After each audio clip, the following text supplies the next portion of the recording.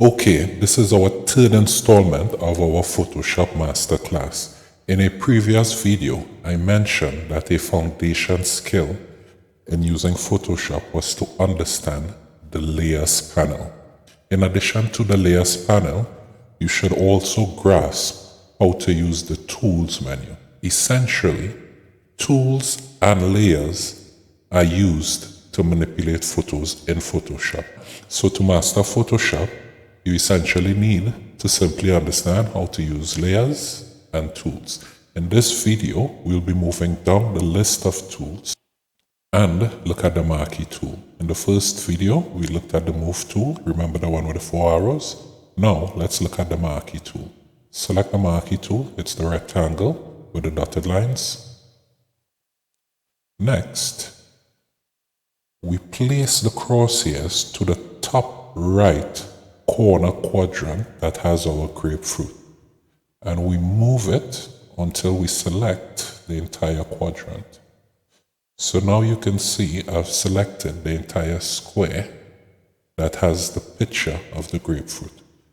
My next step is to create, if you remember, an adjustment layer. The reason we create adjustment layers is so that we can make non-destructive changes to our photo. That is, the changes I make to the grapefruit will not affect the original photo. Let's see how this works. So, we click on the adjustment layer. Next, we click on hue and saturation for this example. Now notice in the properties menu, we've got the hue and saturation. If I move the slider now along the hue gradient, notice the color of our grapefruit and only the color of our grapefruit changes. This is because we used our Marque tool to select the area that we'd like to apply the changes to in combination with our adjustment layer. Now, I'm going to show you a really cool trick. Let's make our grapefruit look like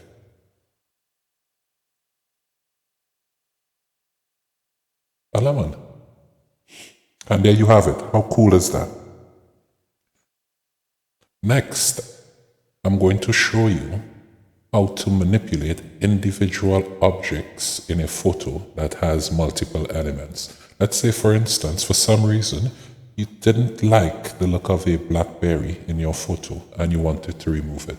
First, we select the layer that has the photo you'd like to edit. Remember, we always select the layer we'd like to work with. This is the fruit layer, so we've selected the fruit layer. We know it's the right layer because if we deactivate it, the fruit disappears. So we are on the correct layer. Next, we click on the lasso tool. And the lasso tool allows us to draw a free-handed selection of the object we'd like to select.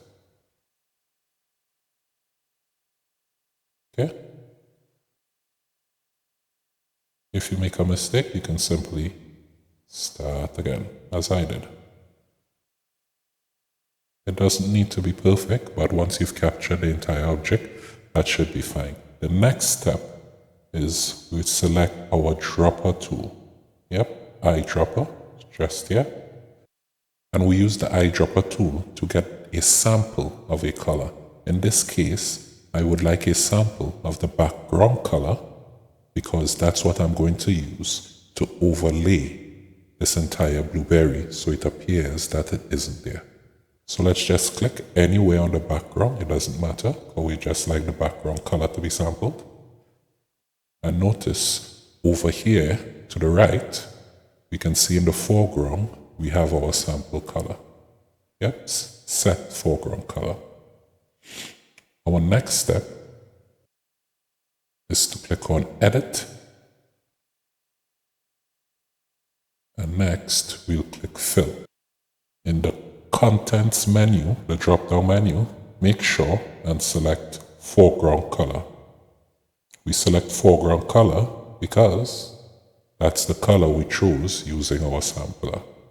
And all we now need to do is click OK, and our blackberry should be no longer, as you can see.